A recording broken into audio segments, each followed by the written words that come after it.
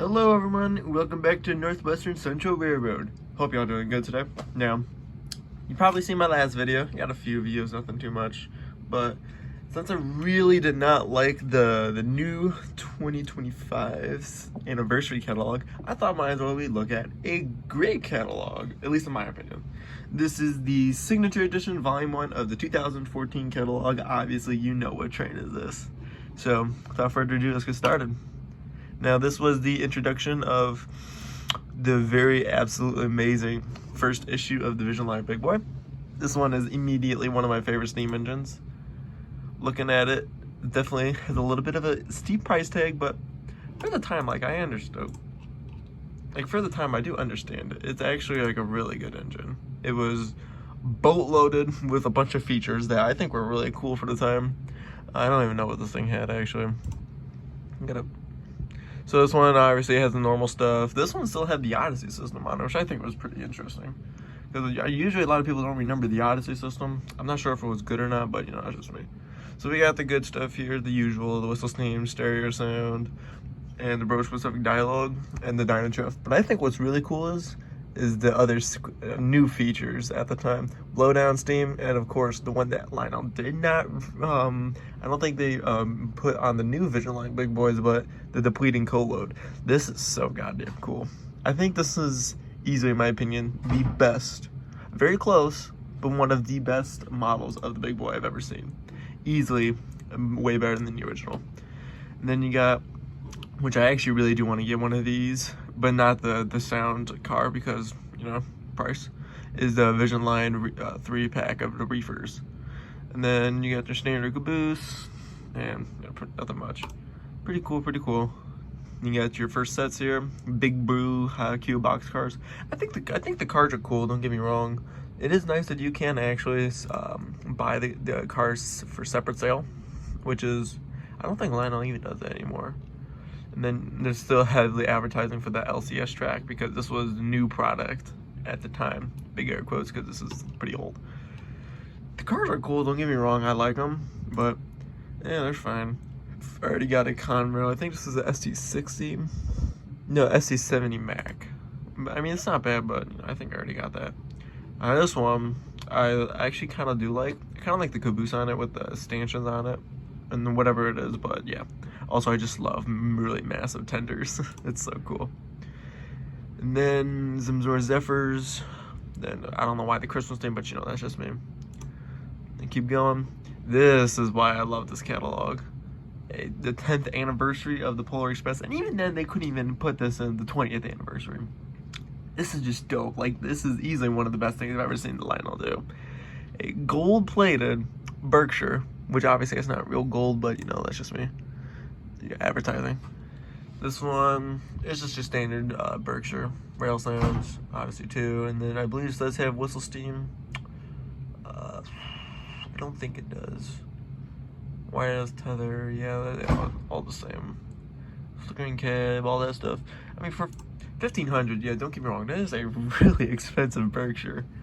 But come on, man, this is so cool. I would love to get one of the passenger cars, though. I would just go for the coach, to be honest. I don't think the observation would be neat, at least in my opinion.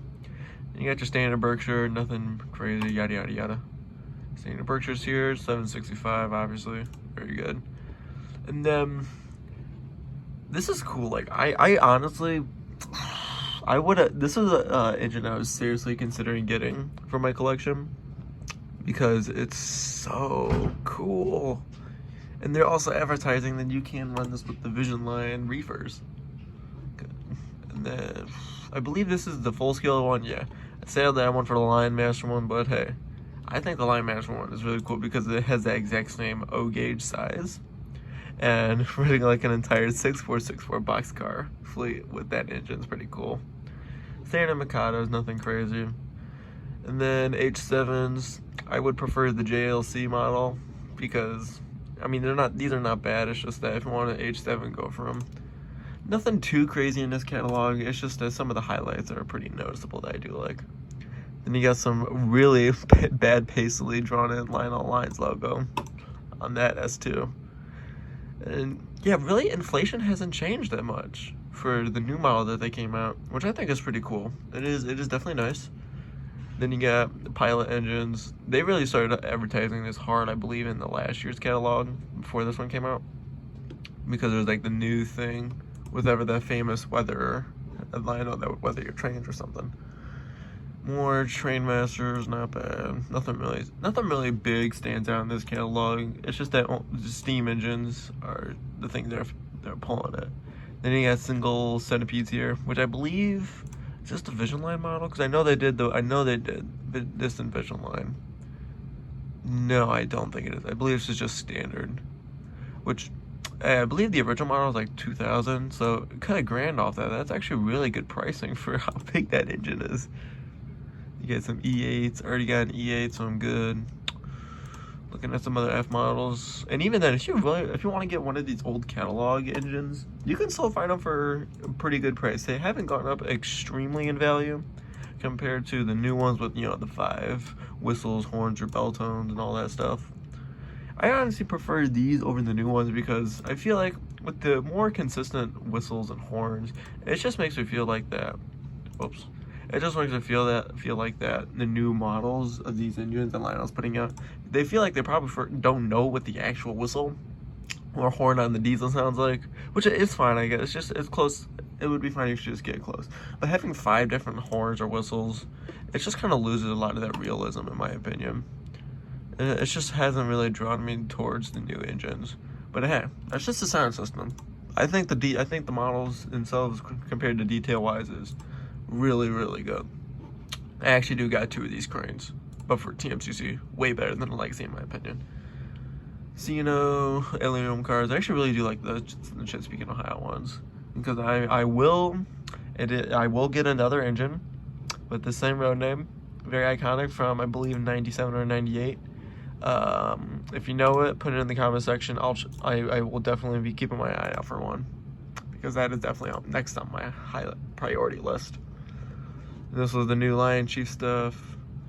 And this is actually pretty cool. Lion Chief Plus, but I don't think, was this earlier? Yeah. I really like this because, in my opinion, you can still run these trains conventionally, which is really, really cool, because I think the line system is interesting, but I don't really like the 100% fact to be like with the remote there, because I'm more used to the conventional or TMCC and Legacy stuff. It's just fine though, but in my opinion, those are just premium features. You got the Neil Young signature set. Obviously, that was one of the buyers who bought out Richard Kuhn, and Lionel Corporation, moved to LLC. Gave us the glorious TMCC. GP38 sets. I like the autoloader on this one. This one was pretty good. This police sheriff stuff. Even though it's literally all 4 of the exact same car, it's pretty cool. Still advertising these conventional sets. Pretty cool. I love the switcher. Sadly, mine actually broke for some reason. Literally running it one day, and now every time that it starts running, it just before it even starts moving, it just starts the circuit on the actual track or the transformer. So I don't know what's wrong with it. It's really weird. You got the post-war inspired F3s. I really do like the I really do like the New York Central one, and a little bit of the Union Pacific. I think this one is pretty cool. The black bonnet, it's fine. Nothing crazy. I actually really do love these tie injector cars, because even if you get like the early 90s one or the post-war, depending on which one you do, they're like $10 to $40, depending on which model you want from which era. Obviously, the cheaper of them will be from the 90s, but hey, I don't care if that thing has plastic gears on it. I absolutely love running it. It's not really supposed to be ran with, you know, actual freight cars. Lost my train of thought for a second. I actually know a guy who bought this originally for like $80. I'm telling you, they got away with this deal and a half. I always want to get Grand Central Station. Even going to the real one is pretty cool. I got lots of those die-cast sprung trucks. Might make some more Lego themed cars out of them. And that's it. So it's just really a really good catalog, even though it's filled with lots of models, and of course, gold Berkshire. Nothing too crazy going with it, but hey, I think this was a pretty good one for 2014. Obviously, with the big hype around the big boy, and then the release of the reefer cars. My opinion, very good catalog. But yeah, let me know down in the comments for what catalog you want me to go over next. If it's past 2012, I might have a little bit of problem trying to find it, or at least like a PDF of it, because I don't know why I have not seen a really good archived catalog on the internet yet to go over. But yeah, that's gonna end it for this video. Like, comment, subscribe, hit the bell icon, yada yada yada. Y'all know that. I might do another episode, or at least another video on Trains Railroader 2006. I'm still thinking about it though, but yeah. Let me know if you're interested in that as well. And that's going to be it for today. So thank you for watching, and this is the Northwestern Central Railroad signing off. Have a very nice day.